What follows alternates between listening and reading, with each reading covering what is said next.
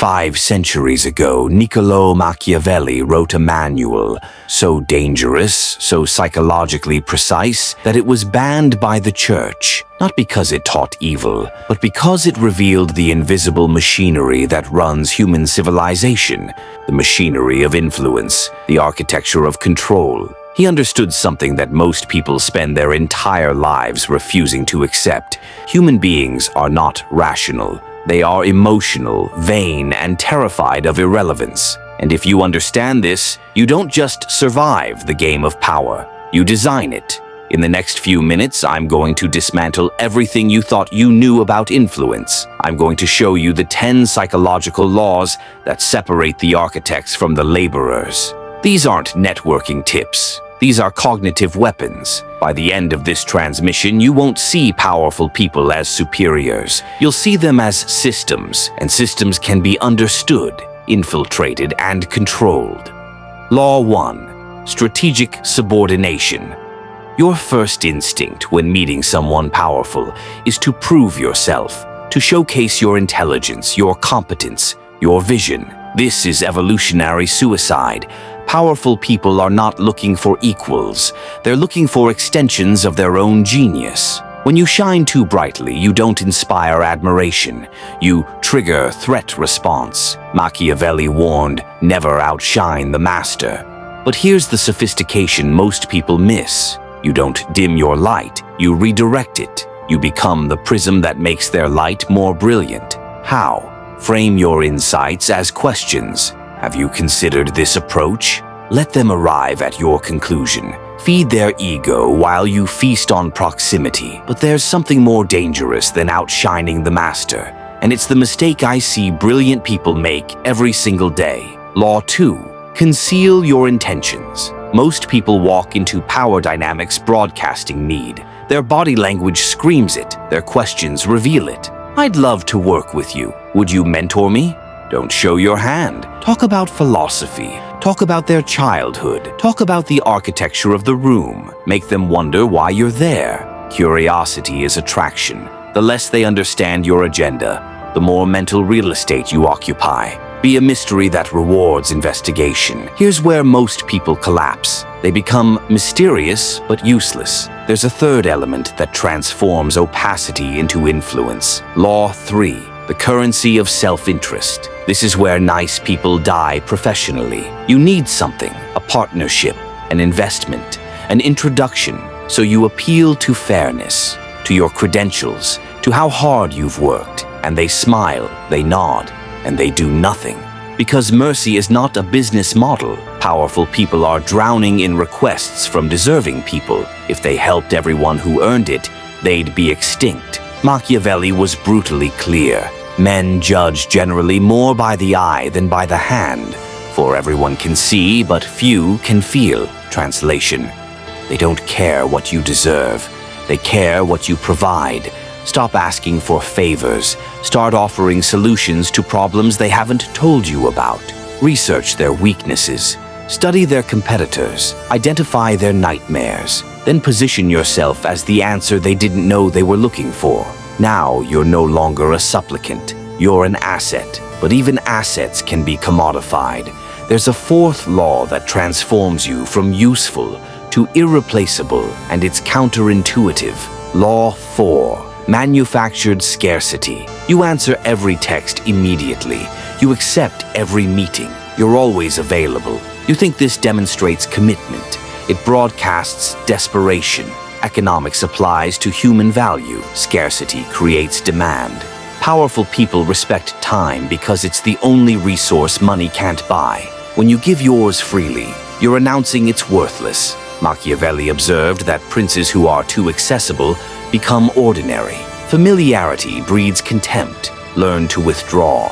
Be present when you're present, fully engaged, undistracted, magnetic, then vanish. Your absence creates a void, and humans are psychologically programmed to fill voids. When you return, you're not an interruption, you're an event. But scarcity without substance is just arrogance. There's a fifth element that makes your presence addictive when you do appear. Law 5. Neurological mirroring. Everyone is obsessed with themselves. Even the most enlightened leader secretly craves validation of their worldview. Most people try to connect by talking about themselves. This is noise. To penetrate power, you must become a reflection. If they speak quickly, you accelerate. If they're methodical, you slow down. Match their breathing, mirror their posture, adopt their vocabulary. If they use military metaphors, you speak in campaigns and strategies. If they reference sports, you talk about plays and teamwork. This isn't mimicry, it's neural synchronization. When you mirror someone effectively, their subconscious labels you as tribe, as safe, as intelligent. You bypass their logical defenses and speak directly to their limbic system. People don't want to be challenged. They want to be confirmed. Be the living confirmation of their brilliance. When they look at you, let them see themselves at their best. They'll become addicted to how you make them feel. And now we enter dangerous territory, because there's a sixth lever that transforms you from reflection to necessity. Law 6. Monopoly on intelligence.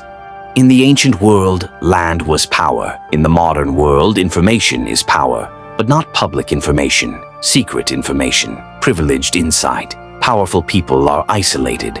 They're surrounded by yes-men who filter reality through their own fear. If you can become their eyes and ears in environments they can't access, you become infrastructure. You're not a gossip, you're an intelligence operative. Curate information that protects them or gives them advantage. When you trade in secrets, you elevate from outsider to co-conspirator.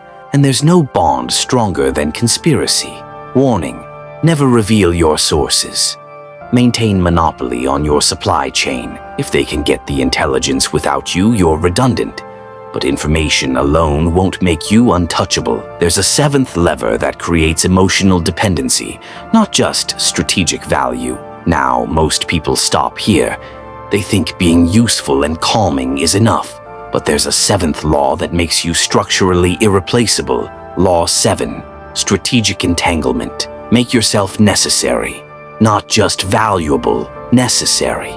Find the task they hate but that's essential to their survival and become the only person who can execute it. Own a client relationship they can't afford to lose. Control a system only you understand. Become the bridge between them and something they need. If you're the bridge, they can't burn you.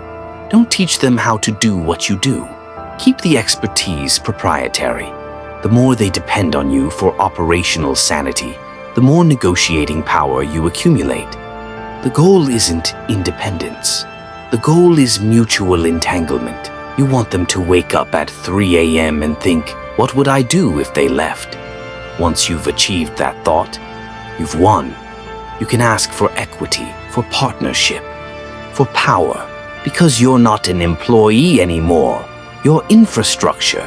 And nobody dismantles their own foundation. But here's the paradox that most people never understand. The most important lever isn't about making them need you. It's about you not needing them. Law 8. Sovereign autonomy. To connect with power, you must not need power. If your identity depends on their approval, they'll smell the hunger. They'll smell the desperation, and they'll treat you like every other fan. True power recognizes true power. You must cultivate radical self-sufficiency. You must have your own kingdom, even if it's small. Your own code, your own vision. You must be willing to walk away from the table. The person willing to walk away holds all the leverage. When you sit across from a billionaire, you must know, bone deep, that you'll be fine without them. You're not there to extract. You're there to exchange. This energy shift changes everything. Your voice drops. Your eye contact holds. You stop performing. You become solid. And powerful people are magnetically drawn to solidity because everyone around them is liquid, bending, adapting, pleasing. Be the rock in their ocean of chaos. Law 9. Controlled unpredictability. Don't become formulaic. The moment they can predict you, you lose mystique. Sometimes be available. Sometimes be distant. Sometimes be warm, sometimes be analytical, not because you're unstable, because you're strategically adaptable. Powerful people study patterns, they map behaviors, They calculate responses. When you become inconsistent, you break their model. You become unreadable. And what can't be read can't be controlled. This is strategic formlessness. You're water, taking the shape of whatever container serves you, but never trapped by it. Here is the ultimate law. Law 10. The illusion of choice. The most powerful person in any room isn't the one making decisions. It's the one who designed the menu. When you present options to someone powerful, don't give them infinity. That causes paralysis. Curate 3 options. Frame them so the one you want is the only logical choice. We can do A, which risks X. We can do B, which costs Y.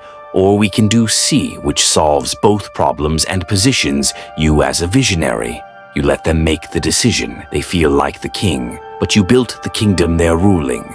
Machiavelli advised, a wise prince should rely on what is in his control. By controlling the framework, you control the outcome. You're the architect. They're the signature. So here's the truth they'll never teach you in business school. Influence is not about authenticity. It's about strategic adaptation.